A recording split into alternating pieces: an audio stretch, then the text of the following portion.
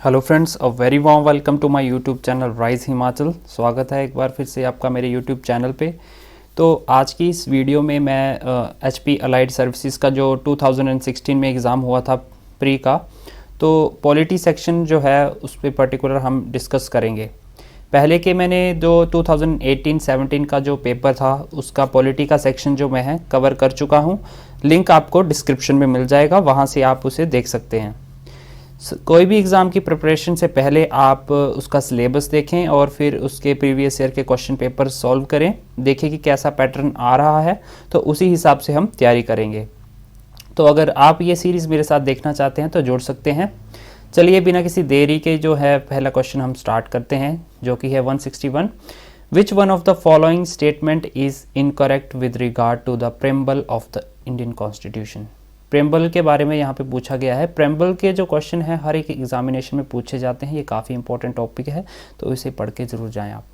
तो क्या बता रहे हैं कि विच one of the following statement is incorrect, right, preamble of Indian constitution. जो प्रेम्बल ऑफ इंडियन कॉन्स्टिट्यूशन है उसके रिलेटेड जो इनकरेक्ट स्टेटमेंट कौन सी है इसमें, देखिए देख लेते हैं। It is the soul of the constitution. जी हाँ, इसे सोल ऑफ द कॉन्स्टिट्यूशन बोला गया है। सेकंड है it vest power in the people of India, ये भी सही है, it vest power in the people of India, right. It define state as sovereign, socialist, secular, sectarian, democratic, republic. तो यहाँ पे जो सेक्टेरियन है ये वर्ड ऐड नहीं होगा, बाकी तो ये सब ठीक था, लेकिन यहाँ पे सेक्टेरियन नाम का कोई वर्ड ऐड नहीं किया गया है प्रेम्बल में, तो ये ऑप्शन है, ये गलत ऑप्शन है, ठीक है। बाकी सारे ठीक है। It can be amended by the parliament, तो ये पार्लियामेंट के द्वारा अमेंड किया जा सकता है, तो ऑप्शन सी यहाँ पे गलत होगा। चलिए नेक्स्ट चलते हैं। Which one of the following is not stated in the right to freedom as enriched in the constitution of India. तो राइट टू फ्रीडम जो है, राइट टू फ्रीडम जो है ये हमारे आर्टिकल 19 में आता है गाइस, ये आप नोट डाउन कर ले। राइट टू फ्रीडम जो है इनमें से कौन सी स्टेटमेंट जो है वो रॉन्ग है, ठीक है। तो देख लेते हैं। Freedom of speech and expression, जी हाँ ये बोला जाता है। Freedom to assemble peacefully without arms, ये भी है इसमें ऐड। फ्रीडम टू प्रोटेस्ट, ये नहीं है add guys, freedom to protest नहीं है। Freedom to practice any profession, ये भी है। तो फ्रीडम टू प्रोटेस्ट जो है ऐसा कुछ नहीं है जो हमारा आर्टिकल 19 है राइट टू फ्रीडम में, तो ये ऑप्शन सी यहाँ पे गलत आंसर है।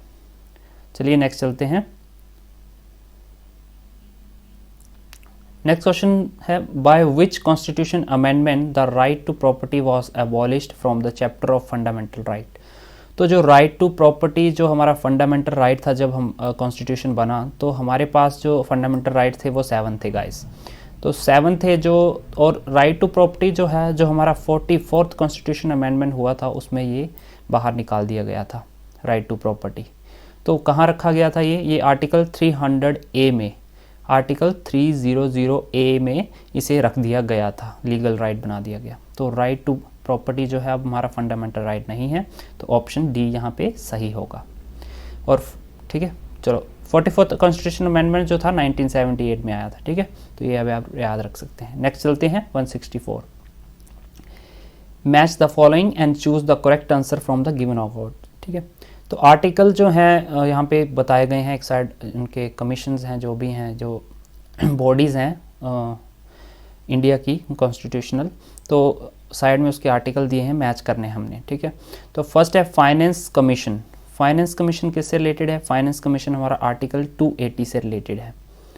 यूनियन पब्लिक सर्विस कमीशन जो है हमारा आर्टिकल 315 से रिलेटेड है। इलेक्शन कमीशन जो है हमारा आर्टिकल 324 से रिलेटेड है। और कमीशन फॉर बैकवर्ड क्लासेस जो है आर्टिकल 340 में आता है, तो आप याद रखेंगे। तो इसमें से कौन सा क्वेश्चन जो ऑप्शन जो है ये सही होगा? तो यहाँ पे बी जो ऑप्शन है ये करेक्ट ऑप्शन है। Finance commission 280, union public service commission 315, election commission 324, commission for backward classes जो है 340 आर्टिकल में आता है। चलिए नेक्स्ट चलते हैं। Who among the following are not the members of the electoral college for the president of India. जो president of India का जो इलेक्शन रहते हैं उसमें इनमें से कौन सी स्टेटमेंट जो है करेक्ट नहीं है, जो इलेक्शन होते हैं उनसे रिलेटेड। तो देख लेते हैं। Elected members of the legislative assemblies of states, ठीक है, ये तो होते हैं। Elected members of the Lok Sabha, elected member रहते हैं लोकसभा के। Elected members of Rajya Sabha, elected member रहते हैं राज्यसभा के।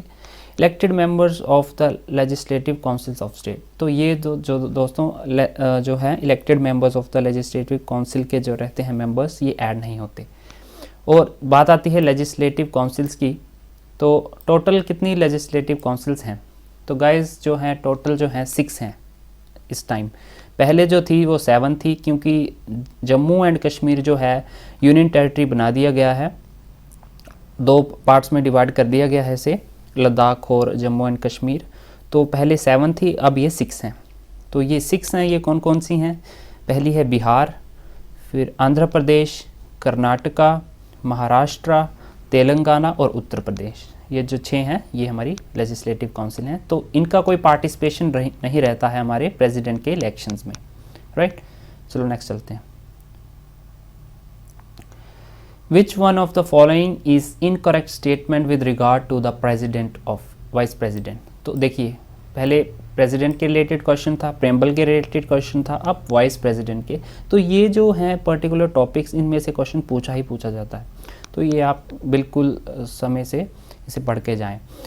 और वाइस प्रेसिडेंट के बारे में पूछा गया है, इनकरेक्ट स्टेटमेंट कौन सी है इनमें से, देख लेते हैं। He acts as the president during the absence of the president, बिल्कुल ठीक। He is the ex officio chairman of the Rajya Sabha, ये भी ठीक है। He is elected by the electoral college comprising members of the parliament. तो ये question जो है ये भी सही है option, he is the elected by the electoral college comprising members of, right, ये भी ठीक है। He can be removed from his office by the impeachment, ये गलत है। इम्पीचमेंट के थ्रू यहाँ पे इन्हें बाहर नहीं निकाल सकते, ठीक है। तो ये यहाँ पे रेजोल्यूशन आता है पहले राज्यसभा में, उसमें पास होता है जो है स्पेशल मेजोरिटी, फिर उसके बाद लोकसभा में जाता है, वहाँ से पास होता है, तब उनका जो है इन्हें रिमूव किया जाता है वाइस प्रेसिडेंट को। पर इनसे पहले इनको 14 दिन का नोटिस देना पड़ता है इसे रिमूव करने से पहले।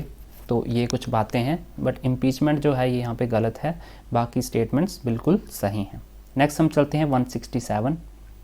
Rajya Sabha can delay the passage of money bill for a maximum period of. तो देखो, मनी बिल जो हमारा रहता है वो सबसे पहले हम उसे लोकसभा में ही जो ला सकते हैं, पहले लोकसभा में लाके फिर उसके बाद ये राज्यसभा में जाता है। तो राज्यसभा जो है मैक्सिमम 2 वीक से ज़्यादा इसे रोक के नहीं रख सकता, ठीक है। तो जो लोकसभा की पावर जो रहती है सारी मनी बिल पे रहती है, तो 2 वीक से ज़्यादा ये होल्ड नहीं कर सकता। तो मनी बिल जो है, और मनी बिल को कौन डिसाइड करता है कि ये मनी बिल है या नहीं है, ये भी काफ़ी बार क्वेश्चन पूछा गया है। तो जो लोकसभा के स्पीकर जो रहते हैं वही डिसाइड करते हैं कि ये पर्टिकुलर बिल जो मनी बिल है या नहीं। तो ये भी क्वेश्चन काफ़ी बार पूछा गया है, तो आप याद रखेंगे। नेक्स्ट हम चलते हैं 168 पे। Which of the following is correct chronological order of the office held by the speakers of the Lok Sabha. तो करेक्ट क्रोनोलॉजिकल ऑर्डर यहाँ पे पूछा गया है स्पीकर ऑफ द लोकसभा में। तो इसमें से जो है ए ऑप्शन बिल्कुल सही है। जीवी वासुदेव मावलंकर जो थे, जीवी मावलंकर जिन्हें हम बोलते हैं, ये हमारे फर्स्ट लोकसभा स्पीकर थे। उसके बाद सरदार हुकुम सिंह आए, फिर नीलम संजीव रेड्डी, फिर सुमित्रा महाजन। तो ये जो है करेक्ट ऑप्शन है, ऑप्शन नंबर ए। तो ये आप याद रखेंगे। तो ये नेक्स्ट क्वेश्चन है हमारे पास 169। विच one of the following is the biggest committee of the Lok Sabha. तो बिगेस्ट कमेटी कौन सी है लोकसभा की, तो वो हमारी है एस्टीमेट्स कमेटी। एस्टीमेट कमेटी जो रहती है जो हमारी है बिगेस्ट कमेटी है लोकसभा की।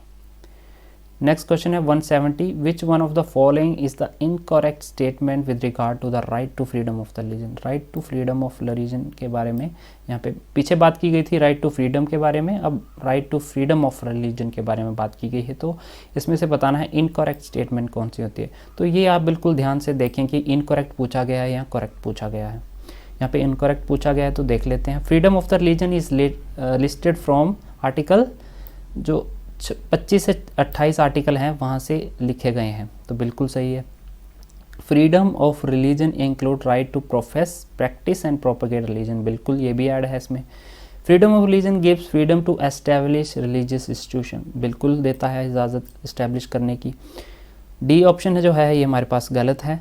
Freedom of religion include freedom of conversion, conversion का ये नहीं देता गाइस, कन्वर्जन का राइट जो है कोई भी कॉन्स्टिट्यूशन नहीं देता, तो ये जो है इनकरेक्ट आंसर हो गया हमारा। नेक्स्ट हमारे पास है 171 last question. The voting age in India was reduced from 21 years to 18 years by which constitution amendment. तो 21 साल से 18 साल तक जो थी वोटिंग एज डिक्रीज़ कर दी गई, वो हमारा था 61st constitutional amendment. 61st constitutional amendment जो था ये आया था 1988 में। तो 1988 का जो कॉन्स्टिट्यूशनल अमेंडमेंट था, तो इसमें क्या था, वोटिंग एज जो 21 से 18 कर दी गई थी। ये भी क्वेश्चन काफ़ी बार पूछा गया है, राइट गाइस। तो ये जो कुछ क्वेश्चन थे पॉलिटी के जो हमने आज डिस्कस किए, बाकी 2 वीडियो मैंने लिंक डिस्क्रिप्शन में दे दूंगा, वहाँ से आप देख सकते हैं। तो आज तक के लिए बस इतना ही, मिलते हैं दोस्तों नेक्स्ट वीडियो में, तब तक के लिए जय हिंद।